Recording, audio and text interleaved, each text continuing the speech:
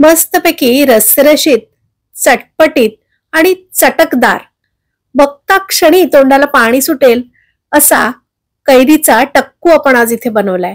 आम्ही याला कैरीचा टक्कू असं म्हणतो, पण बरेच जण कैरीचा तक्कू असंही म्हणतात. प्रत्येकाची करण्याची पद्धत थोडीफार वेगवेगळी असू शकते, पण मी कैरीचा टक्कू कसा बनवते ते मी तुम्हाला आजच्या या व्हिडिओमध्ये दाखवणार आहे. चला तर मग मस्तपैकी चटपटीत कैरीचा टक्कू बनवायला सुरुवात करूया. नमस्कार, मी अमिता, पालकर्स किचन मध्ये तुम्हा सगळ्यांचं स्वागत. तर हा कैरीचा टक्कू करण्यासाठी मी इथे कैरी घेतलेली आहे.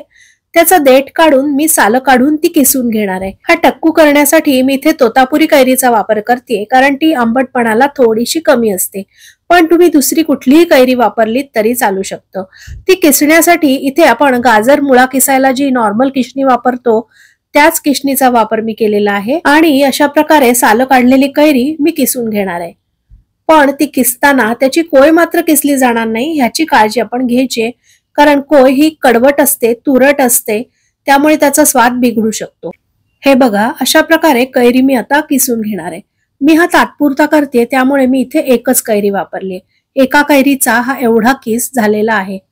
आता हा तयार किस मी एका बाउलमध्ये काढून घेणार आहे आणि आपल्याला त्यावर मीठ घालून ठेवायचंय. मिठामुळे त्याला मस्तपैकी पाणी सुटेल आणि कैरीचा टक्कू छान रसरशीत होईल. साधारणपणे एक छोटा चमचा भरून मीठ मी यामध्ये घातलेलं आहे. मी इथे एकच कैरी वापरली आहे, त्यामुळे एक छोटा चमचा मीठ सफिशियंट आहे. आता हे मीठ यामध्ये मिक्स करून झाल्यानंतर आपल्याला ह्यामध्ये घालायचं आहे गूळ. गुळाचं प्रमाण तुम्हाला आवडत असेल त्यानुसार तुम्ही कमी जास्त करू शकता. एका कैरीच्या किसासाठी मी इथे साधारण पाव वाटी गूळ इथे घेतलेला आहे. तुम्हाला जर टक्कू कमी गोड आवडत असेल तर तुम्ही गूळ थोडासा कमी घालू शकता. आता गूळ सुद्धा मी ह्यामध्ये मिक्स करून घेणार आहे आणि साधारण 10 ते 15 मिनिटं आपल्याला मीठ आणि गूळ घालून हे मिश्रण असंच साईडला ठेवून द्यायचंय. जसजसा गूळ ओला होईल तसतसं त्यामध्ये तो आपोआप विरघळेल. आपण हे मिश्रण 10 मिनिटं ठेवणार आहोत. त्या 10 मिनिटात मी आता मस्तपैकी एक फोडणी करून घेणार आहे. फोडणीसाठी मी इथे भांड तापत ठेवलंय आणि त्यामध्ये मी 1.5 पळ्या तेल घातलेलं आहे. तेल खूप जास्त घालण्याची आवश्यकता नाही. तेल गरम झाल्यानंतर आपण त्यामध्ये मोहरी घालणार आहोत. ही मोहरी आपण रोजच्या फोडणीला जी काळी मोहरी वापरतो तीच आहे. मोहरी तडतडल्यानंतर मी आता गॅस बंद करणार आहे आणि बंद गॅसमध्येच मी त्यामध्ये घालणार आहे हिंग. कारण हिंग, हळद ह्या गोष्टी पटकन जळतात, म्हणून तेल तापल्यानंतर आपण गॅस बंद करून बाकीच्या गोष्टी घालणार आहोत. थोडीशी हळद मी आता त्यामध्ये घातलीये आणि हे आहे लाल तिखट.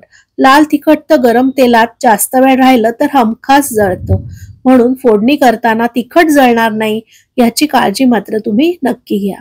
हे बघा, आता ही फोडणी मी ढवळून घेते आणि हलकीशी गार करून थोडीशी गार झालेली फोडणी आपण त्या कैरीच्या किसावर घालणार आहोत.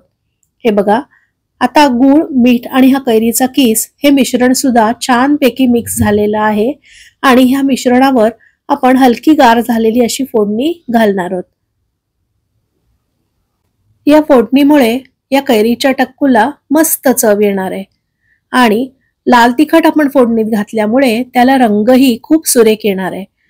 काही जण या कैरीच्या टक्कूमध्ये कच्चा किसलेला कांदा सुद्धा घालतात. जर तुम्हाला कांदा आवडत असेल तर तुम्ही यामध्ये कांदा नक्की घाला, पण कांदा घातलेला टक्कू 1.5 ते 2 दिवसाच्या वर टिकत नाही, कारण कांद्याला लगेच वास येतो. म्हणूनच जर तुम्हाला टक्कू कांदा घालून करायचा असेल तर तो कमी प्रमाणात करा आणि अशा प्रकारे जर तुम्ही कांदा न घालता टक्कू केलात तर साधारण 15 दिवस फ्रीजमध्ये ठेवून तुम्ही तो आरामात खाऊ शकता. कांदा घालायचा की नाही घालायचा हे सर्वस्वी तुमच्या चॉईसवर अवलंबून आहे. अशा प्रकारे झटपट होणारा आणि तितकाच चटपटीत असा कैरीचा टक्कू आता खाण्यासाठी तयार आहे. आजची ही कैरीच्या टक्कूची रेसिपी तुम्हाला कशी वाटली ते मला कमेंट करून नक्की सांगा. आणि हो, ह्या चॅनलवरचा जर पहिलाच व्हिडिओ तुम्ही बघितला असेल तर ह्या चॅनलला सबस्क्राईब सुद्धा नक्की करा. आपण पुन्हा एकदा भेटूया अशाच एका मस्त व्हिडिओमध्ये. तोपर्यंत बाय बाय.